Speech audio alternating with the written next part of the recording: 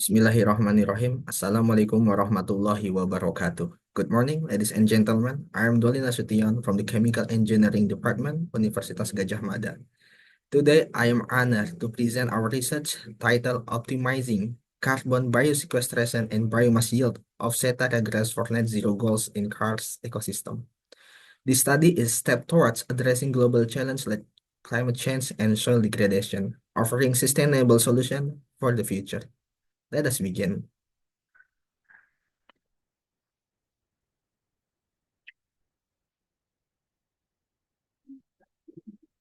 This presentation comprises 5 sections. First, I will introduce the study background and the challenge we aim to address.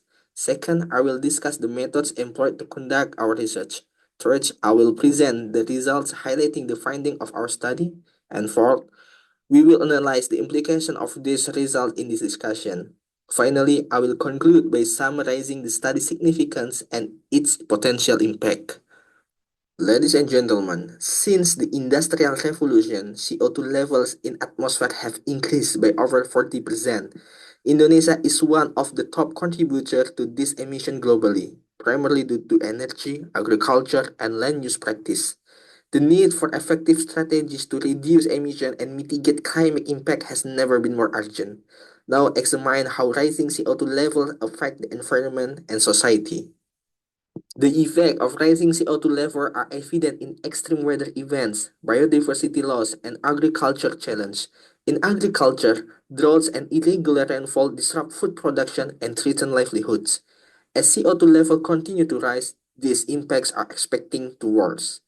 This highlights the necessity of addressing emission and improving soil and ecosystem health simultaneously. Soil degradation is a global issue, affecting more than 33% of the world's soil. This problem is even more pronounced in marginal ecosystems such as karst regions, where soil fertility and organic carbon content are extremely low. Improving this degraded soil is essential for sustaining agriculture productivity and enhancing carbon sequestration. Let us now explore the characteristics of karst ecosystem in more detail. Karst ecosystems are dominated by limestone and characterized by highly porous soil with limited organic carbon. This condition challenges plant growth but offers a unique opportunity for CO2 sequestration through carbonate formation. Targeting this ecosystem allows us to address land degradation while leveraging their geological potential for long-term carbon storage. Indonesia has promised to achieve zero carbon emission by 2060, focusing on key sectors such as energy, industry, and AVOLU, or agriculture, forestry, and other land use. The AVOLU sector contributes approximately 60% of Indonesia emission, making it a critical area for intervention. Our research aligns with this framework by focusing on carbon sequestration and land restoration in degraded karst ecosystem. Bio-sequestration captures atmospheric CO2 and storage in plants. Setaria grass converts CO2 into biomass through photosynthesis, creating a natural carbon sink. This dual benefit of reducing atmospheric CO2 and improving soil conditions highlight the importance of bio-sequestration as a sustainable solution.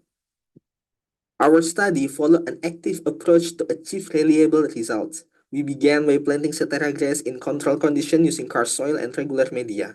We applied fertilizer and water according to specific treatment variations, monitored growth daily, and harvested the biomass after 60 days. Finally, we conducted detailed analysis to measure treatment storage in above ground and below ground biomass. We planted Setaria seedling in polybag filled with irregular soil. These polybags were placed inside a larger limestone planter bag to replicate natural conditions in the karst ecosystem. Each seedling weighed 100 grams and stood approximately 35 centimeters tall.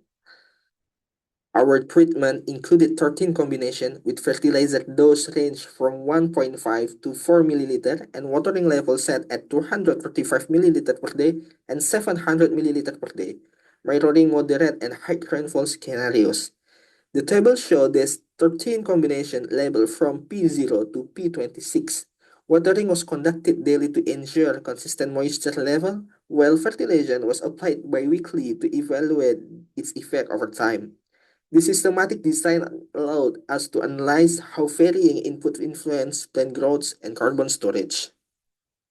We conducted daily measurement to monitor plant growth, including leaf length, culm diameter, and soil pH.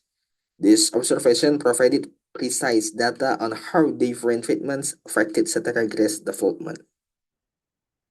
After 60 days, we harvested the plants and divided them into above ground biomass or AGB and below ground biomass BGB. Both components were dried at 70 degrees Celsius for 48 hours and analyzed by gravimetry to determine their carbon content. This analysis enabled us to quantify the total carbon stored in the biomass. The treatment P14, which combined 3 ml of fertilizer with 235 ml per day watering, produced the highest biomass yields and demonstrated optimal growth condition.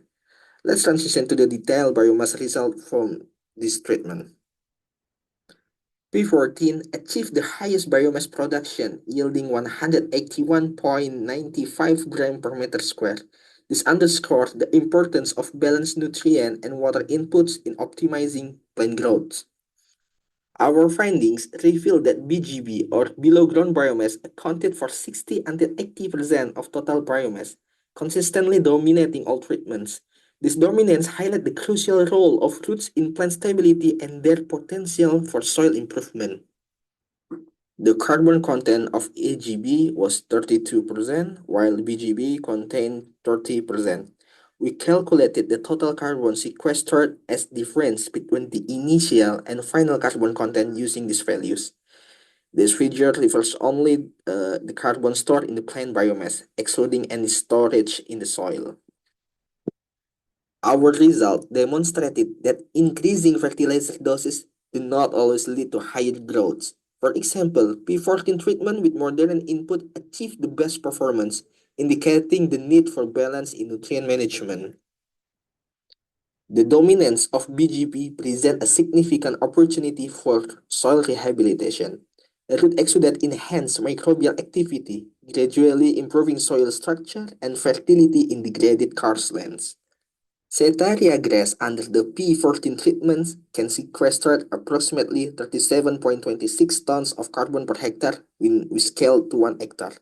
This value represents carbon stored exclusively in the plant biomass, emphasizing its potential for large-scale application.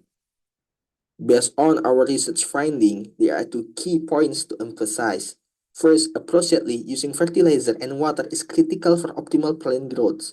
The P14 treatments with moderate inputs successfully sequestered 37.26 tons of carbon per hectare. Second, while biomass effectively captures large amount of carbon, dominance of below-ground biomass offers additional benefits by enhancing soil quality in marginal lands through root activity and soil interaction. This finding highlights the dual potential of Setaria grass for carbon sequestration and land rehabilitation. Ladies and gentlemen, thank you for your attention. We hope this research inspires sustainable efforts to utilize Karst ecosystem for climate solutions and support Indonesia's net zero goals by 2060. Once again, thank you very much.